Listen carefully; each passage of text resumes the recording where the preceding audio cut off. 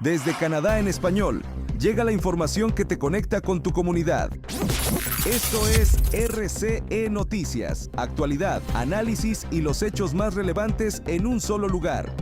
Saludos a nuestra audiencia, soy Paula Pinzón y este 18 de julio de 2025 les traigo las noticias más destacadas de Canadá y el mundo. Iniciemos con lo más relevante del día. En Alberta, la Premier Danielle Smith enfrentó críticas y abucheos en una consulta pública en Edmonton, donde asistentes cuestionaron su propuesta de un plan de pensiones provincial, temiendo inestabilidad y motivos ideológicos. La Premier de Alberta, Danielle Smith, fue abucheada durante una consulta pública en Edmonton el 16 de julio, parte de la iniciativa Alberta Next para discutir el futuro de la provincia en Canadá. A diferencia del apoyo recibido en Red Deer un día antes, el evento en la capital provincial generó fuertes críticas de los asistentes. La reunión, la segunda de 10 programadas hasta septiembre, buscaba conocer la opinión de los habitantes sobre propuestas como un plan de pensiones provincial, una fuerza policial propia, reformas constitucionales y el control de la inmigración. Sin embargo, las ideas presentadas enfrentaron resistencia significativa entre los 500 asistentes y más de 40,000 espectadores en la transmisión en vivo. Algunos residentes califican el plan de abandonar el plan de pensiones de Canadá como una pésima idea, y la Universidad de Calgary advirtió que un fondo provincial sería vulnerable a las fluctuaciones del mercado. También el público manifiesta su preferencia por el plan federal, criticando duramente la propuesta provincial. En materia de inmigración, la sugerencia de crear un sistema propio de permisos y limitar servicios a inmigrantes no aprobados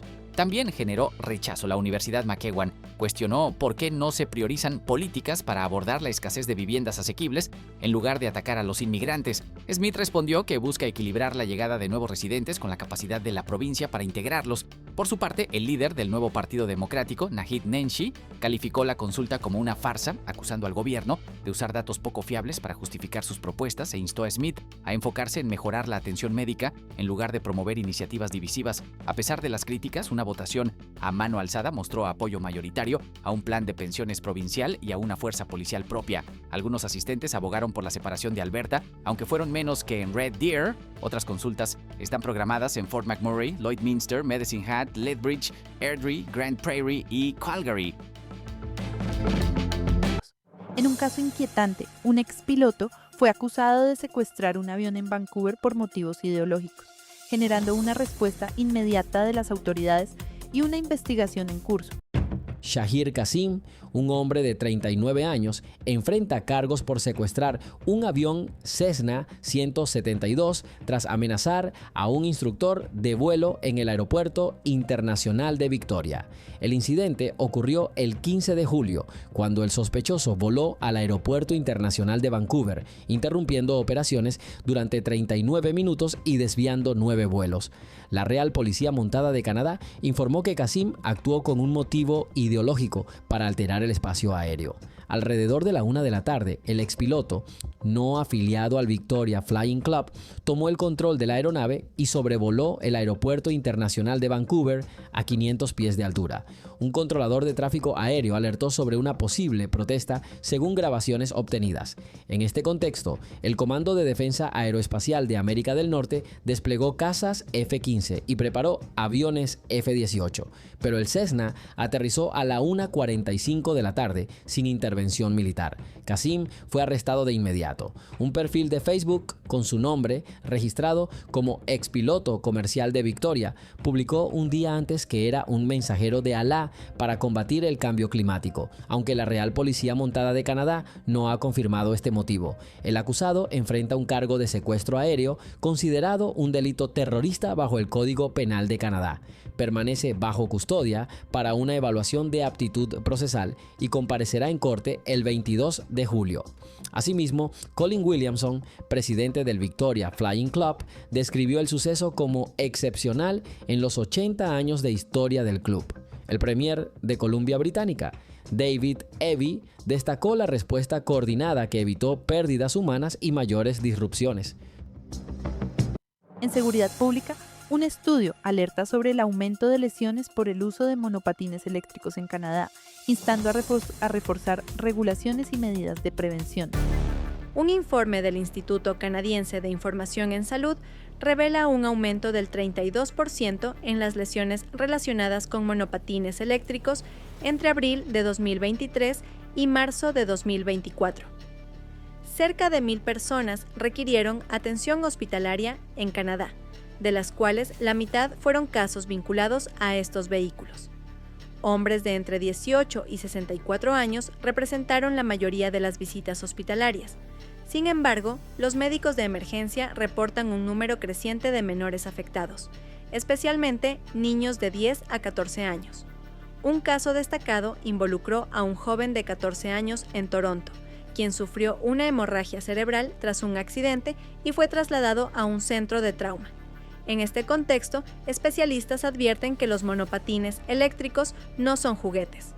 La doctora Natasha Saunders, del Hospital Sick Kids de Toronto, instó a los padres a no comprar estos dispositivos para sus hijos, destacando que muchos de los menores lesionados no usaban casco. El uso de casco, según expertos, reduce significativamente el riesgo de lesiones graves. La normativa sobre monopatines eléctricos varía en Canadá. Toronto los prohíbe en espacios públicos, aunque su uso persiste en calles y aceras. En cambio, ciudades como Vancouver y Edmonton permiten su alquiler, pero con regulaciones distintas sobre quiénes pueden usarlos. Grupos de prevención de lesiones piden leyes más estrictas y una mejor aplicación para reducir accidentes. Los expertos recomiendan que los menores no usen estos vehículos ni viajen con otra persona en ellos. También aconsejan circular por calles pavimentadas, respetar las normas de tránsito y siempre usar casco. En el ámbito científico, un avance en fertilización in vitro permite el nacimiento de bebés libres de enfermedades mitocondriales, un paso histórico para la medicina reproductiva. Un bebé con ADN de 3 personas nace en el Reino Unido para evitar enfermedades genéticas incurables. Los médicos emplearon una técnica innovadora llamada tratamiento de donación mitocondrial, que utiliza tejido de óvulos donados para crear embriones de libres mutaciones genéticas dañinas. El objetivo principal de este procedimiento es ayudar a las mujeres con mitocondrias mutadas mediante la reproducción asistida a tener bebés sin el riesgo de transmitir trastornos genéticos.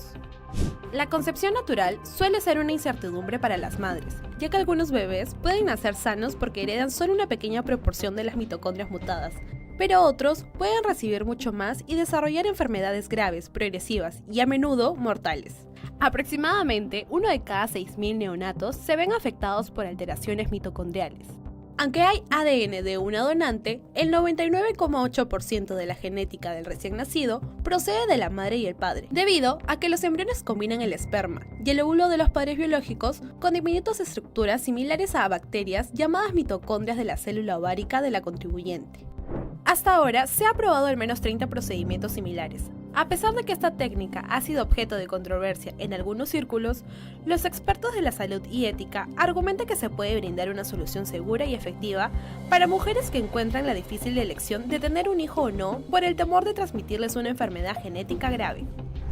Este enfoque innovador es una gran esperanza para aquellos afectados por trastornos mitocondriales, que pueden ser severos y letales.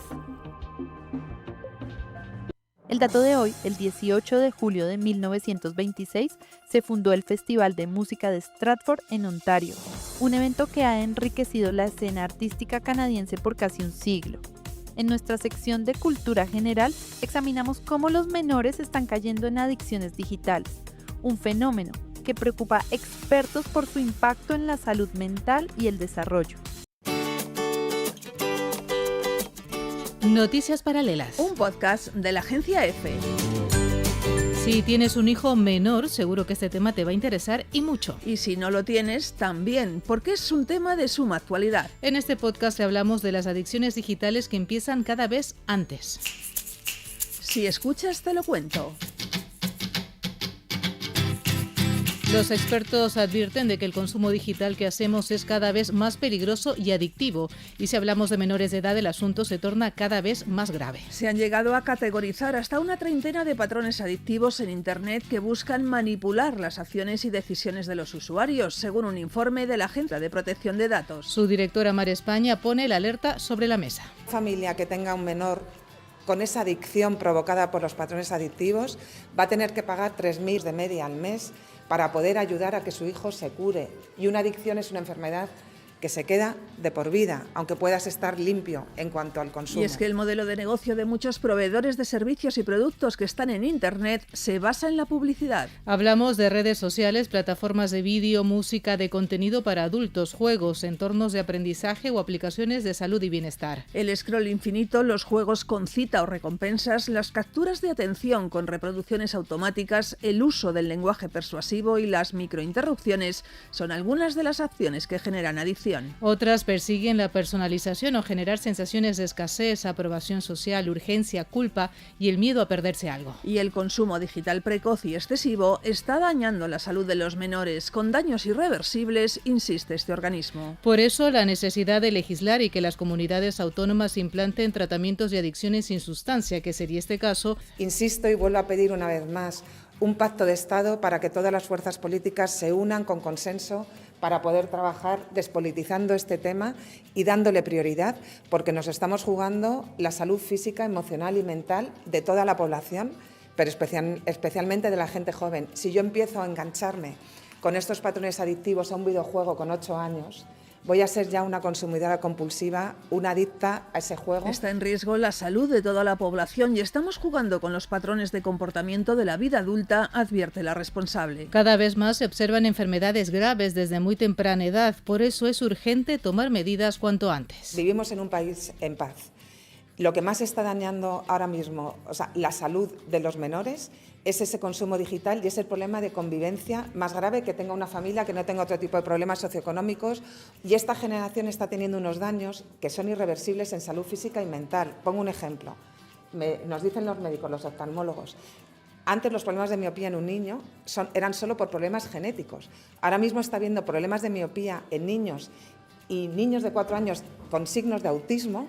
Estamos hablando de daños muy graves, daños de comportamiento, depresión, ansiedad, a suicidio, a problemas de anorexia y de bulimia. De ahí la necesidad de hacer un pacto social entre las familias, sobre todo para retrasar la edad de acceso de los menores a su primer teléfono inteligente. También el compromiso de las empresas de telecomunicaciones y de la sociedad en general para hacerlo una realidad. Y si es necesario que tengan un teléfono, aboga porque solo permita llamadas y mensajes SMS. El objetivo es evitar que los menores tengan barra libre de datos y ningún tipo de filtro de contenidos. Todas las familias se ponen de acuerdo y se da un móvil para menores que existen, que se busque en Internet.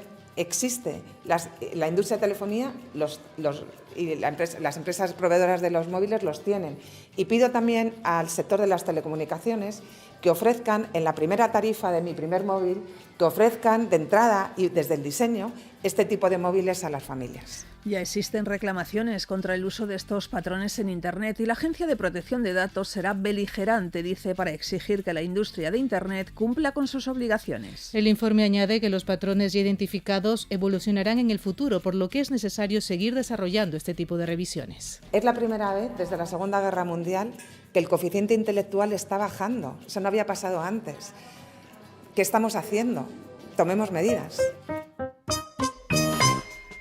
Nos despedimos con la esperanza de que las cosas mejoren y te invitamos a suscribirte a este podcast.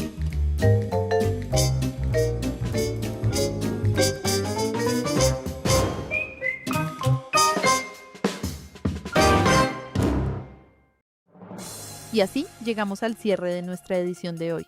Gracias por acompañarnos. Enviamos un cálido saludo a la provincia de Quebec, especialmente a Trois-Rivières, Sherbrooke y Drummondville, y a la comunidad española por su apoyo incondicional. Suscríbete, comenta y comparte para que la comunidad hispana en Canadá esté siempre al día. Soy Paula Pinzón, buen fin de semana. Hasta la próxima. Esto fue RCE Noticias. Mantente informado todos los días con las noticias más relevantes de Canadá y del mundo hispanohablante. Sigue conectado a nuestra programación y no te pierdas las próximas emisiones. Aquí, en Canadá en Español. Hasta la próxima.